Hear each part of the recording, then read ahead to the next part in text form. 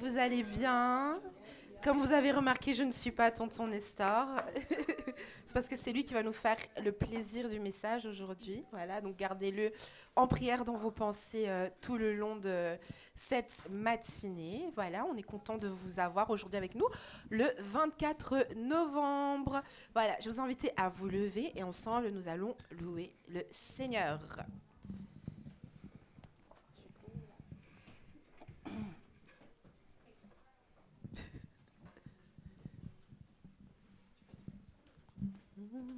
Alors, notre premier chant, entends-tu le chant mais petit à petit, on est parti de loin. C'est un petit joyeux, ça. Entends-tu le chant joyeux?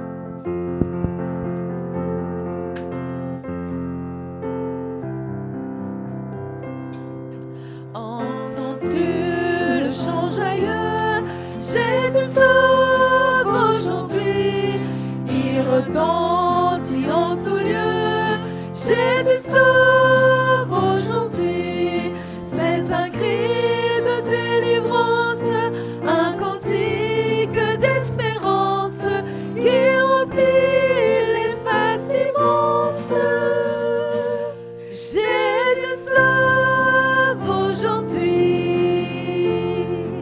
partout élève la voix. Jésus sauve aujourd'hui, vaillant héros de la croix. Jésus sauve aujourd'hui, appelé, Jésus t'appelle, réponds au loin la nouvelle. On connaît-tu de plus belle? Jésus sauve aujourd'hui, répète aux pécheurs contrits. Jésus sauve aujourd'hui, ce que le mal a servi. Jésus sauve aujourd'hui, va jusqu'à l'île lointaine, briser du captif la chaîne, redire au cœur dans la peine. Jésus sauve aujourd'hui. Alors notre verset, Natacha. Je vais vous demander de lire avec moi Psaume 145, versets 8 à 9. L'Éternel est miséricordieux et compatissant, lent à la colère et grand en bonté. L'Éternel est bon envers tous et ses compassions sont sur toutes ses œuvres. Pardon. Amen. Amen. Alors notre prochaine chanson, Tu es bon.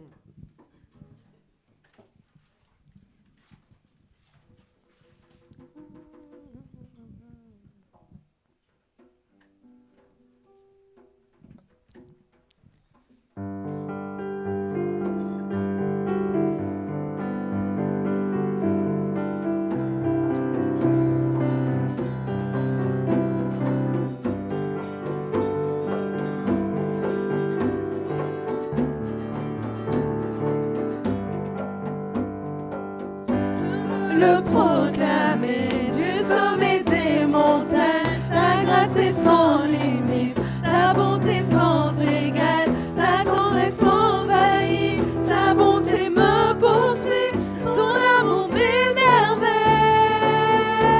Et je chante car tu es bon et je danse car tu es bon et je crie de joie, tu es bon pour moi. Et je chante car tu es bon et je danse car tu es bon et je crie de joie, tu es bon pour moi. Rien dans tout l'univers à toi ne se compare, les océans, la terre sont reflets de ta gloire. Dans mes plus sombres nuits, ta splendeur m'éblouit, ton amour m'émerveille. Et je chante car tu es bon et je danse car tu es bon et je crie de joie, tu es bon pour moi. Et je chante car tu es bon et je danse car tu es bon et je crie de joie, tu es bon pour moi.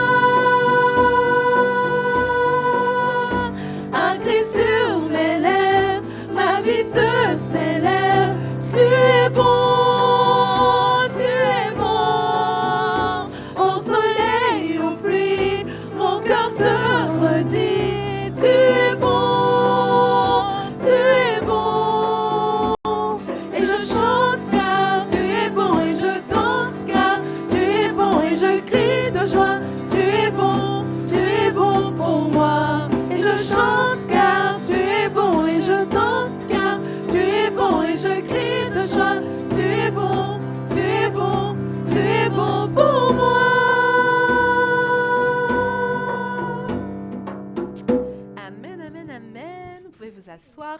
J'ai invité Amandine pour les annonces.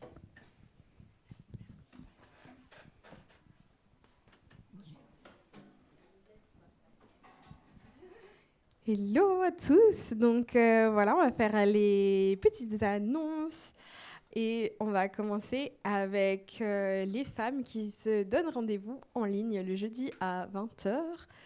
Et on a aussi Étincelle qui se rejoint le samedi, mais c'était pas ça sur le slide. Donc on va faire les jeunes adultes qui est le mardi à 18h30 et là c'est en vraie vie. Et donc, j'imagine, Étincelle après? Non, même pas.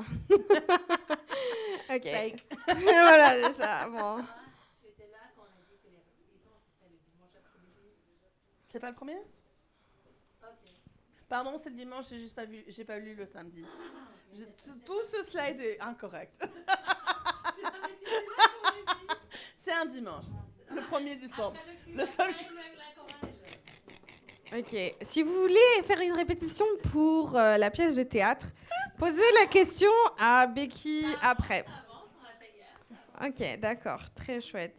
Ok, ensuite on a notre fameux marché de Noël qui est un marché de Noël mais très différent. C'est pas comme si on appelle ça marché, mais c'est pas grave.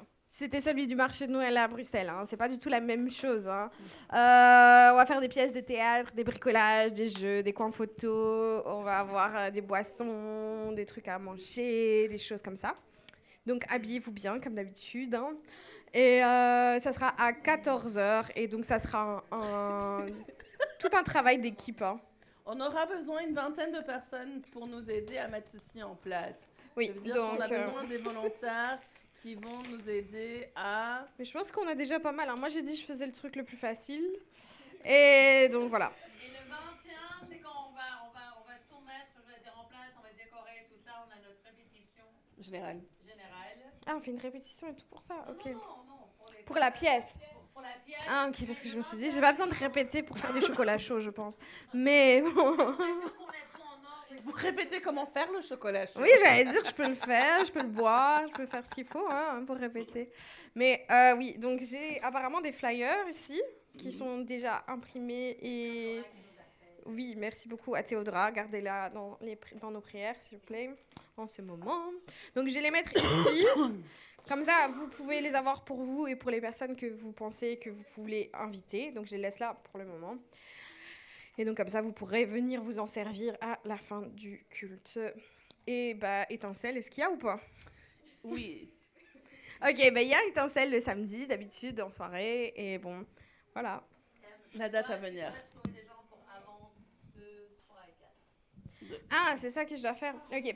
Donc, on est en train d'approcher très rapidement à la période de Noël. Et comme vous savez, dans notre église, on a un peu cette tradition de célébrer l'Avent. Et donc, on a une petite table ici avec des bougies. Et donc, d'habitude, c'est une famille par semaine qui va introduire l'Avent et lire des passages de la Bible qui correspondent à la préparation de l'arrivée de Jésus. Et donc, on fait ça pendant tout le mois de décembre. Et donc, nous avons besoin... Apparemment, la première semaine a déjà été choisie. Ça, c'est Audrey et Natacha. Ok, donc c'est la famille des deux amis. Ok.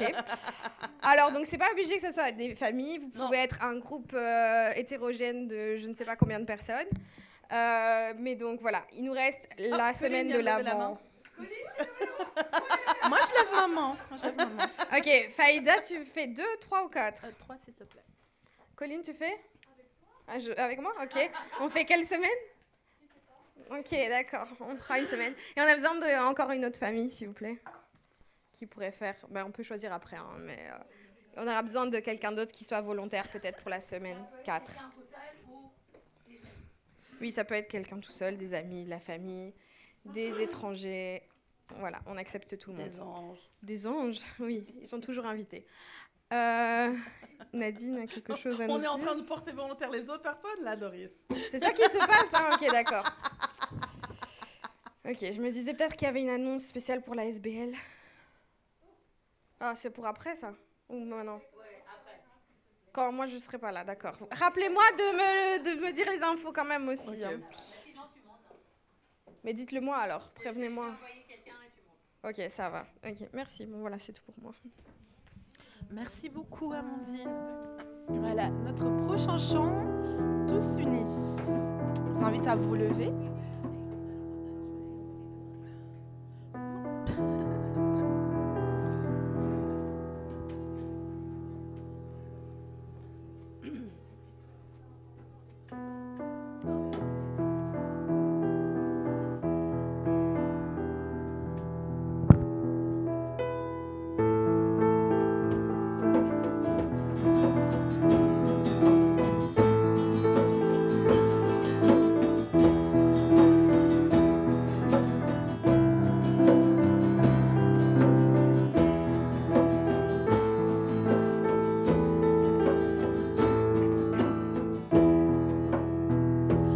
Tous unis en l'esprit, tous unis en Jésus, tous unis en l'esprit, tous unis en Jésus. Nous prions que bientôt ce qui divise ne soit plus, et le monde saura que nous sommes chrétiens par l'amour dont nos actes sont empreints. Nous marchons côte à côte et la main dans la main. Nous marchons côte à côte et la main dans la main. À la table du roi, nous partageons le même pain, et le monde saura que nous sommes chrétiens par l'amour dont nos actes sont empreints. D'un seul cœur, nous voulons travailler pour Jésus. D'un seul cœur, nous voulons travailler pour Jésus. Proclamer à tout homme qui nous offre le salut, et le monde saura que nous sommes chrétiens par l'amour dont nos actes sont empreints. Gloire au Dieu créateur de la terre et des cieux, gloire au Fils éternel, rédempteur glorieux, gloire à l'Esprit qui verse en nous l'amour de Dieu, et le monde saura que nous sommes chrétiens par l'amour dont nos actes sont empreints. Alors Natacha, Je vais vous demander de lire avec moi 1 Chronique 29, verset 11. à toi, Éternel, la grandeur, la force et la magnificence, l'éternité et la splendeur, car tout ce qui est dans les cieux et sur la terre t'appartient. À toi, Éternel, est le règne, et tu t'élèves en souverain au-dessus de tout. Amen. Quel beau verset. Alors nous passons à notre prochain chant. Tu es mon tout-puissant.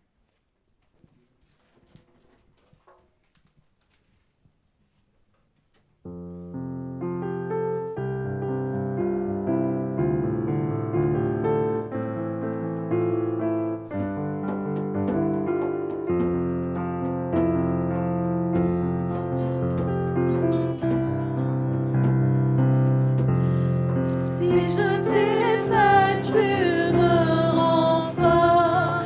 Je te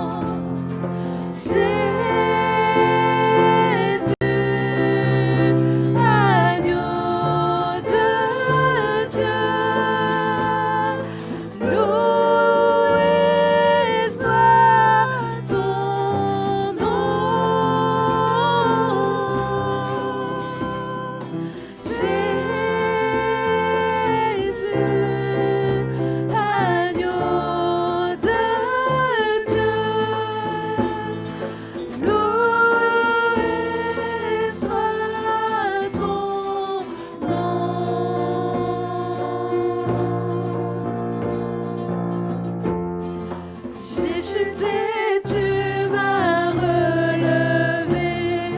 J'ai péché, tu m'as racheté. Tu es mon tout puissant.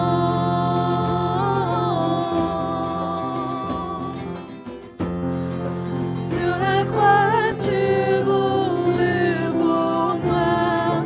Par ton sang, tu me délivras. Tu es mon tout puissant. Jésus, agneau de Dieu, loué soit ton nom. Jésus,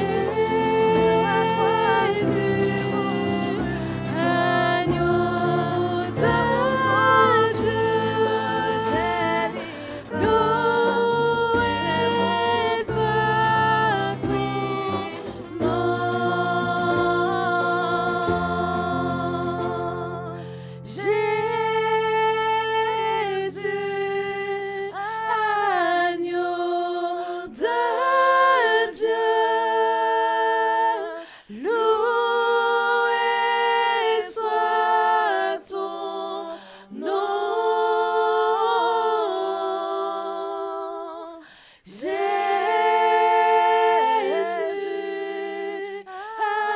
agneau de Dieu, loué soit ton nom. Amen. Alors, nous allons passer à la prière. Prions pour nos malades, les personnes qui ne sont pas là présentes aujourd'hui. Gardons Théodora en prière, qui peut accoucher à tout moment à partir de maintenant. Est-ce que je peux inviter Andrew à prier pour nous? Notre Père Céleste, nous venons devant toi, parce que tu es notre Seigneur, on vient pour te louer, Seigneur. Nous prions, Seigneur, que tu puisses bénir tous ceux qui sont là, bénir tous ceux qui ne sont pas là, Seigneur, qui ne sont pas présents avec nous et qui n'ont pas la capacité de pouvoir venir. Seigneur, nous prions que tu sois avec eux, que tu mets leurs mains sur eux. Nous prions que tu mettes ta main sur Théodora et que tu puisses bénir tout le monde, Seigneur. Nous prions que tu puisses bénir le pasteur aujourd'hui, Seigneur. Nous prions que tu puisses bénir Nestor et le message, Seigneur. Que tu puisses toucher des cœurs, des esprits, Seigneur. Nous prions toutes ces choses dans le nom de ton Fils Jésus-Christ. Amen. Amen, amen. Alors, notre prochain chant, Je ne suis plus esclave, qui est une très bonne nouvelle.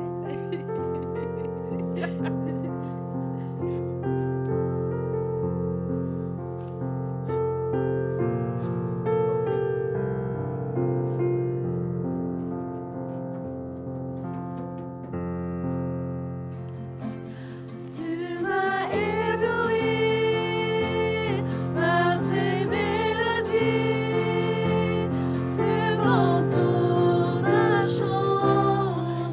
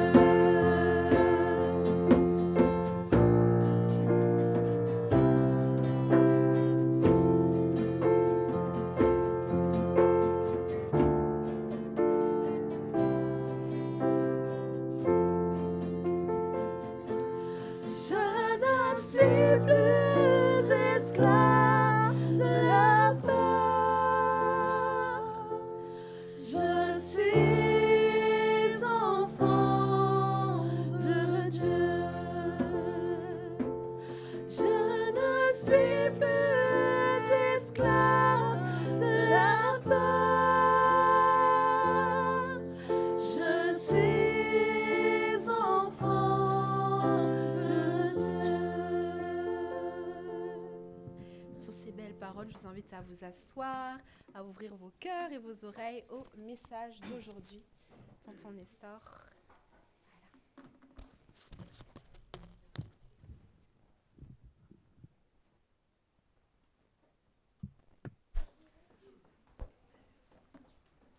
Bonjour. Voilà, je suis ravi, très content donc de vous voir. Vous savez, avec moi, c'est le rire.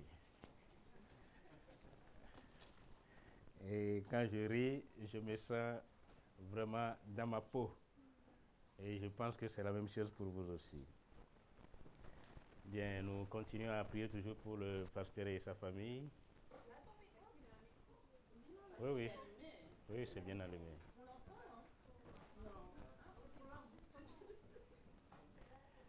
Donc, un grand Nestor sur l'écran, c'est bien. Bien, nous allons donc rentrer dans la Bible. Nous allons lire dans 2 Samuel 5, 19.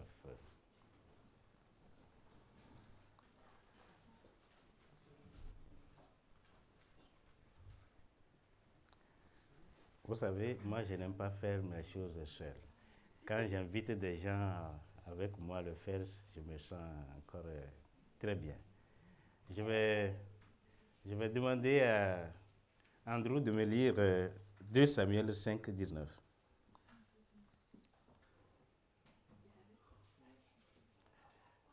David consulta l'Éternel en disant, monterai-je contre les Philistins? Les livreras-tu entre mes mains? Et l'Éternel dit à David, monte car je les livrerai les Philistins entre tes mains. Amen. C'est juste une petite exhortation ce matin. Nous allons donc nous encourager. Exhorter, c'est encourager, c'est inciter quelqu'un à faire quelque chose. C'est ce que nous allons faire ce matin.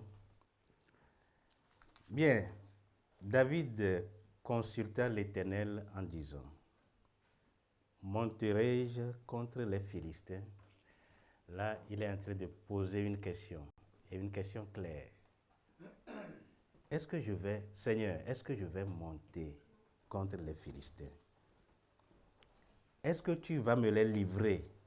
Est-ce que tu vas livrer les Philistins entre mes mains? L'Éternel dit à David, monte, car je livrerai les Philistins entre tes mains. Bien, dans quelles conditions David pourrait avoir une réponse claire? Nous voyons ici que David a posé 2 questions. Et le Seigneur a répondu clairement à ces 2 questions que David a posées. Comment David peut-il recevoir un message aussi limpide et clair de la part de Dieu? Nous allons voir donc 3 éléments. D'abord par le Saint-Esprit,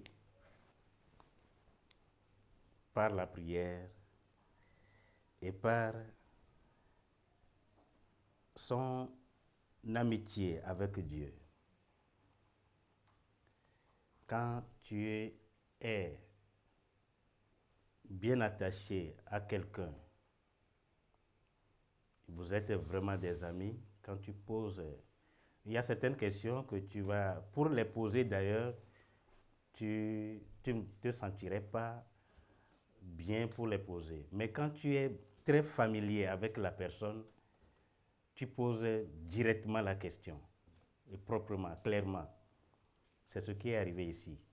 David, pour demander à Dieu, il a été clair. Dieu, est-ce que tu me permets de monter contre les Philistins? Est-ce que tu vas me les livrer? Et la réponse de Dieu a été aussi claire. Il dit, monte. Il a répondu, monte, car je livrerai les Philistins entre tes mains. Vous savez, il y a certaines choses qui nous arrivent souvent. Quand tu n'es pas en bon terme avec Dieu, il y a souvent une coupure de relation. Et en ce temps-là, toi-même, il y a une peur qui t'anime. Je vais profiter pour vous raconter d'abord une petite histoire. Cette histoire, c'est l'histoire donc d'un serviteur de Dieu, justement, qui a raconté ceci. Il disait ce jour-là, il parlait en parabole, justement, en disant, un maître avait un canard. Et il aimait tellement ce canard. Un jour, il est parti, il a voyagé. Malheureusement, il avait aussi un enfant, un fils, qu'il aimait aussi tant. Il aimait aussi l'enfant correctement. Il aimait le canard. Et qu'est-ce qui s'est passé? Quand il est parti, quand il a voyagé, voilà, le petit enfant est en train donc de s'amuser. Et malheureusement, il faisait un jeu de pierre et puis la pierre est allée frapper le canard est mort. Et dans la maison, il y a un serviteur qui gardait les enfants. Donc ce serviteur, qu'est-ce qu'il fait? Quand il a vu l'enfant tuer le canard, il veut faire chanter l'enfant. Alors, qu'est-ce qu'il faisait? À chaque fois que, quand il a vu l'enfant tuer le canard, il dit, ah, ce canard-là que tu as tué, quand ton père va revenir, je vais lui dire. Et tu verras ce qu'on va te faire dans cette maison. Et l'enfant suppliait le serviteur, ne lui dis pas, pardon, ne lui dis pas. Et il dit, bon, si c'est le cas, il désignait quelque chose qu'il veut. Il dit, va m'apporter ceci, sinon je vais le dire. Et l'enfant allait lui chercher la chose. À chaque fois, c'est comme ça. Il répétait toujours cela à l'enfant, jusqu'à ce qu'un jour, l'enfant est fatigué, l'enfant devient triste. Et finalement, il a résolu en lui. Celui-ci, c'est mon serviteur. Il est venu dans cette maison pour me servir. Et voilà, parce que j'ai tué le canard de mon père, il me demande les choses et il me rend triste. L'enfant a dit, bon, quand papa va revenir, moi-même je vais aller chez lui. Je vais aller lui dire que, voilà, c'est comme ça que j'ai tué le canard en m'amusant.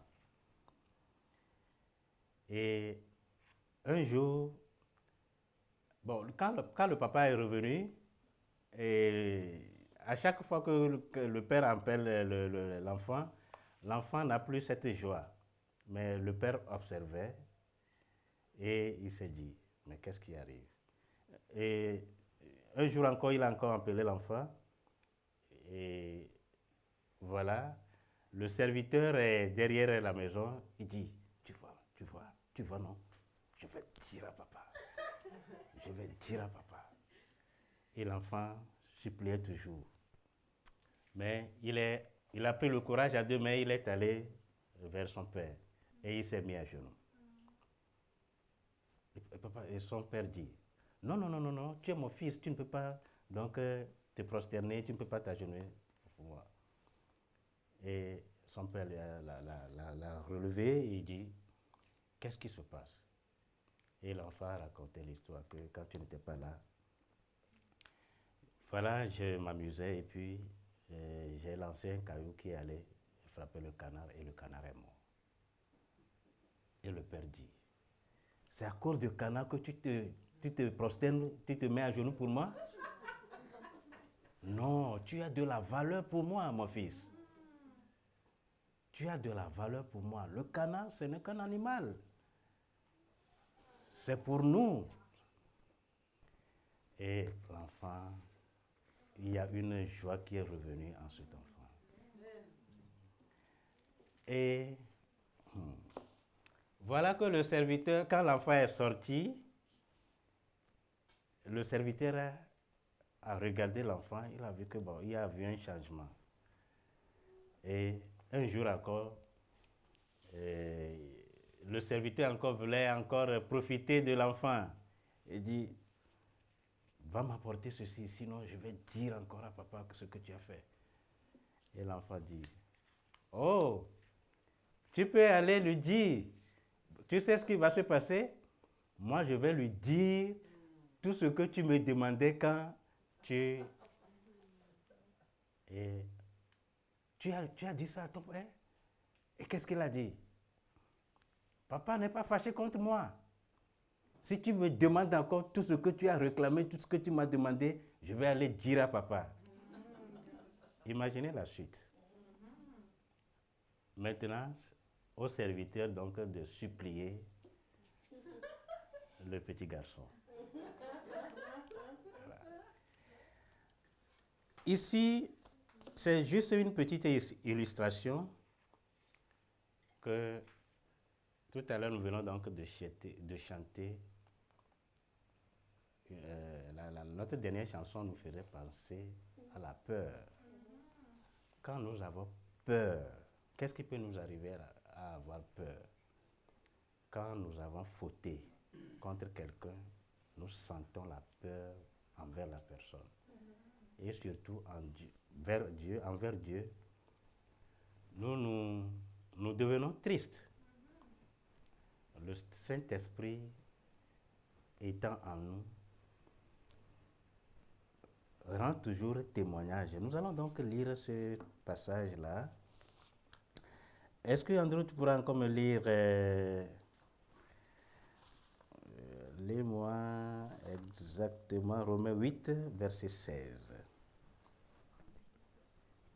Romains 8, 16.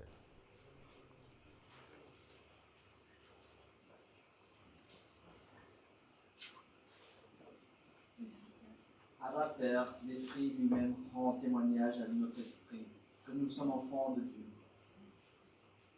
Continuez. Or, si nous sommes enfants, nous sommes aussi héritiers, héritiers de Dieu, et co-héritiers de Christ, si toutefois nous souffrons avec lui afin d'être glorifiés avec lui. Voilà. Merci. Donc ici, il n'y a que le Saint-Esprit qui peut nous guider des fois. Le Saint-Esprit ici a guidé notre jeune frère, l'enfant, pour qu'il puisse donc reprendre ses esprits, pour aller vers son Père. C'est comme ça que le diable nous embête toujours lorsque nous faisons des erreurs, lorsque nous péchons. Il n'y a que le diable qui puisse donc nous dérouter, nous malmener. Si tu ne fais pas attention, tu as fait une erreur. Mais si tu ne fais pas attention, tu vas continuer à faire d'autres erreurs.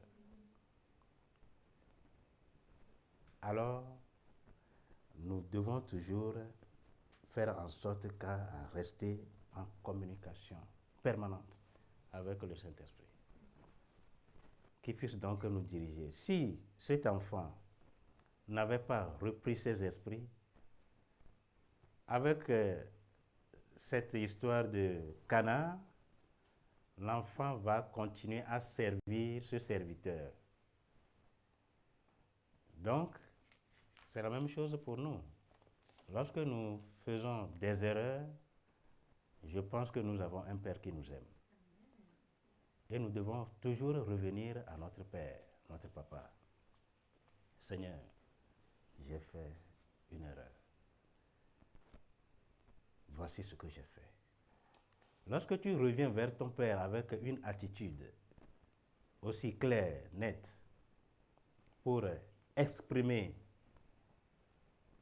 ce que tu as fait, je pense que c'est notre Père qui nous embrasse, qui nous reçoit avec honneur. J'ai vu ce que tu as fait. Je te pardonne. Reprends tes esprits et continue la vie. Donc ici, comme je disais, il y a le Saint-Esprit qui a guidé David dans ses prières. Il y a la prière qui a permis à David d'avoir une réponse aussi claire. Son intimité avec Dieu a permis à David d'avoir une réponse aussi claire. Donc, je pense que s'il y a une chose que nous pourrons donc développer avec la relation avec Dieu, notre intimité avec Dieu, rester sur nos prières et demander toujours la présence du Saint-Esprit dans notre vie.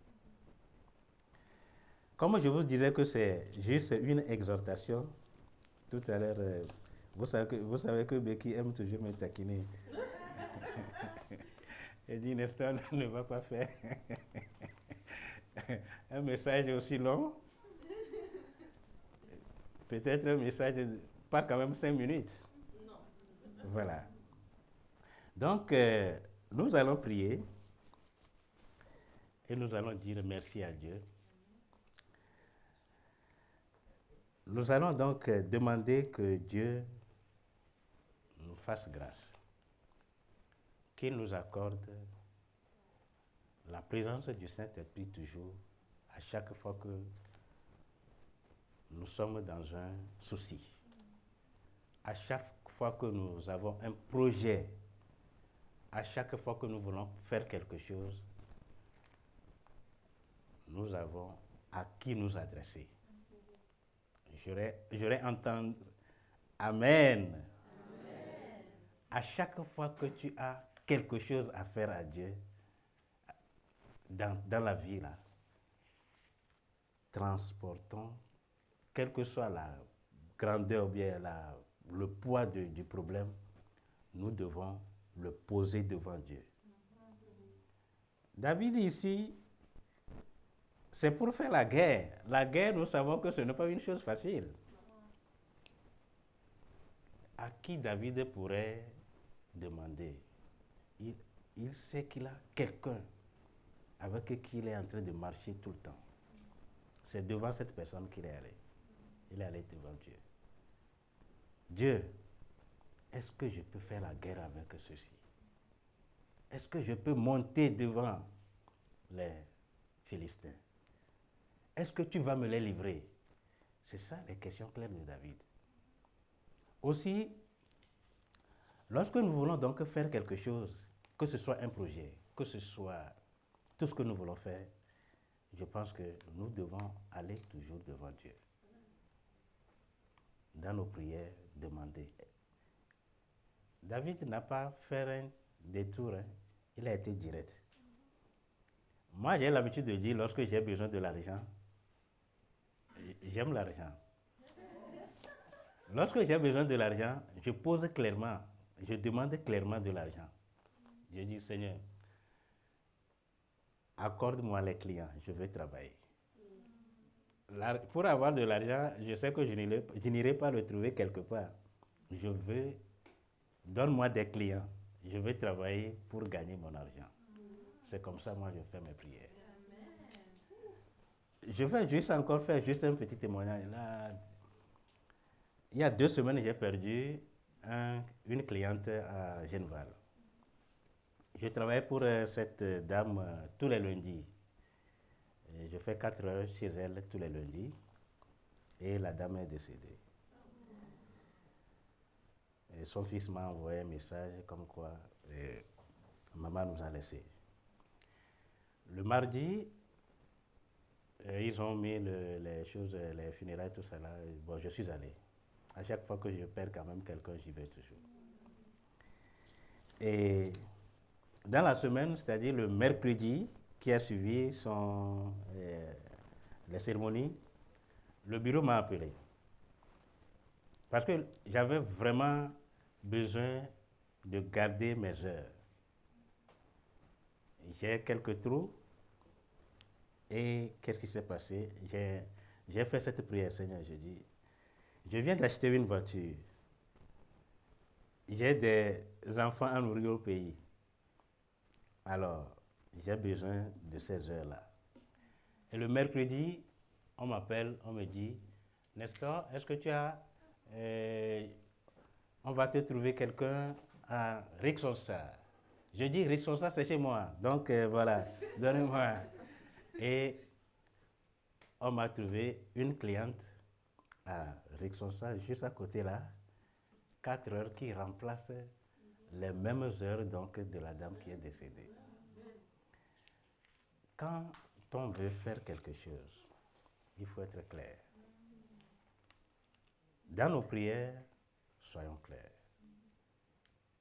Je pense que Dieu est avec nous.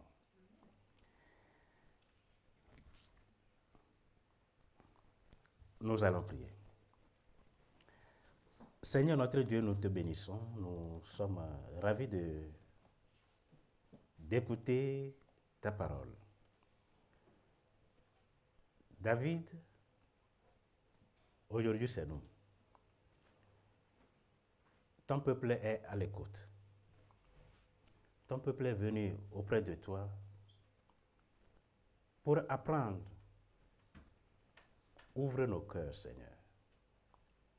Et nous demandons que, de la manière dont tu as été avec David, quand David priait, demandant s'il pourrait monter contre les Philistins, si tu les livreras entre ses mains, tu lui as répondu. Seigneur, dans nos prières, dans nos projets, tout ce que nous allons faire, Seigneur, nous te les soumettons. Pour que toi, tu nous répondes clairement comme tu as répondu à David. Nous te sommes reconnaissants car tu es Dieu. Que ton nom soit loué, que ton nom soit glorifié. Au nom puissant de Jésus-Christ. Amen. Bien, je pense que je dois continuer. Je vais demander à Josué donc de venir nous aider.